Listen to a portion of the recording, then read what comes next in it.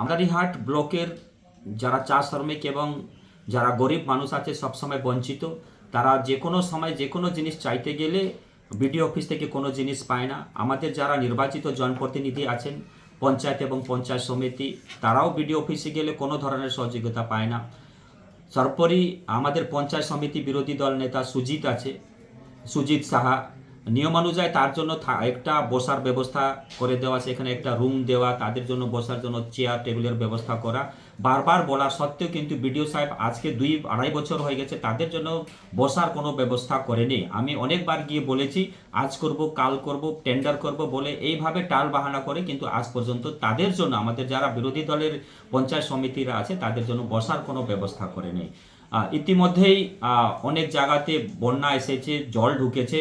আমাদের যারা নির্বাচিত প্রতিনিধিরা যখন ত্রাণ চাইতে যান তাদেরকে হয়তো অন্য জায়গাতে দেখিয়ে দিয়েছে, তাদেরকে ত্রাণ দেয়নি। অথচ সেই ভিডিও টিএমসি যারা আছে, কোনো জনপ্রতিনিধি না, তাদেরকে সরকারি জিনিসগুলো তাদের হাতে তুলে দিচ্ছে এবং তাদের সাথে বসে সেই ত্রাণগুলো বিলি করছে। এটা কোন জায়গার?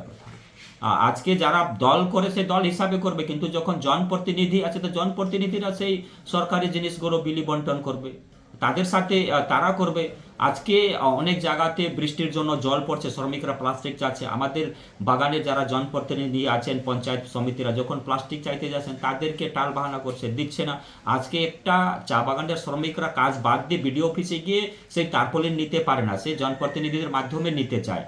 তো আজকে কি করে তারা 250 টাকা হাজিরা আছে, তাদেরকে বিডিও অফিসে আসতে আলাদাভাবে ভাড়া দিতে হবে, 250 টাকা একদিনের হাজিরা মার যাবে।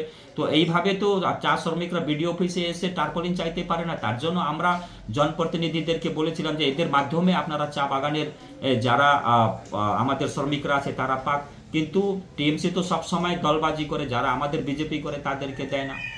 তো সেই জন্য আমরা বিডিওকে বলেছিলাম যাতে তারা ত্রাণের যে জায়গাতে ত্রাণ দরকার আছে ত্রাণ পায়, যে জায়গায় টার্পলিন দরকার আছে সেখানে টার্পলিন বিডিও আমাদের জনপ্রতিনিধিরা বিডিও অফিসের মাধ্যমে পায়। কিন্তু বারবার বলা সত্ত্বেও সেই বিডিও কিন্তু কোনো কর্ণপাত করে নেই। তাই সেদিনকে আমরা সবাই মিলে গিয়েছিলাম, বলেছি যে এইভাবে যদি আপনি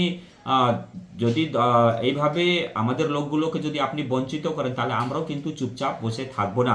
আপনি যদি একটা দলকে নিয়ে চলেন তাহলে নিশ্চিত করুন, আপনি সেই দল, আপনি টিএমসি করুন, আমাদের কোনো আপত্তি নেই। কিন্তু এই চেয়ারে বসে কোনো একটা বিশেষ দলকে আপনি গুরুত্ব দিতে পারবেন না। আপনি যদি দলই করতে চান তাহলে আপনার অফিসে ঝান্ডা লাগিয়ে বসুন, আপনার গাড়িতে ঝান্ডা নিয়ে ঘুরুন, আমাদের কোনো আপত্তি নেই। কিন্তু এইখানে বিডিও হিসাবে বসে ওই চেয়ারে বসে আপনি কোনোভাবে কাউকে বঞ্চিত করতে পারবেন না। আমরা সবসময় দেখি যে সেই হয়তো জয়েন্ট বিডিও চেম্বারে টিএমসিদের নেতা যে সাইডে জয়েন্ট বিডিও বসেন সেই সাইডে টিএমসি লিডাররা বসে থাকে, যে আবার বিডিও অফিসেও বিডিও চেম্বারও সবসময় টিএমসি নেতাদের সেখানে আড্ডা থাকে।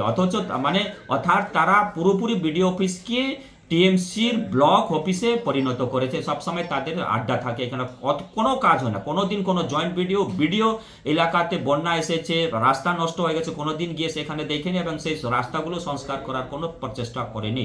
তাই আমরা সকলেই মিলে সেখানে গিয়েছি এবং আমাদের সেখানে কথা হয়েছে। বারবার বলার সত্ত্বেও যদি কোনো লোক, কোনো মানুষ, কোনো অফিসার কথা না শুনে তাহলে তাদেরকে কোন ভাষায় বোঝাতে হয় সেটা ভারতীয় জনতা পার্টি ভালোভাবে জানে। সেই ভাষায় আমরা তাকে বোঝানোর চেষ্টা করেছি। তা সত্ত্বেও যদি সে শুধরানোর চেষ্টা না করে তাহলে আগামী আমরা ডিসেম্বর মাসে বড় ধরনের 10,000 লোকের জমায়েত করব এবং বিডিও অফিস ঘেরাও করব।